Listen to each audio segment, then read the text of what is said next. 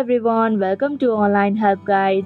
Today in this video, I'm going to show you how to log into Bank of Cyprus account online. So without any further ado, let's get started. First of all, open up a web browser. Now in the search bar, type in www.bankofcyprus.com. After you come across this official page, click on the log icon in the top section of your screen. Now in this login portal, you'll have to enter your user ID associated with your account and your valid password. If you want your device to remember your login details, then check the box that says Remember Me. And if you don't want it, then uncheck the box. If you do not remember your username or password, then you can click on Forgot User ID/passcode link.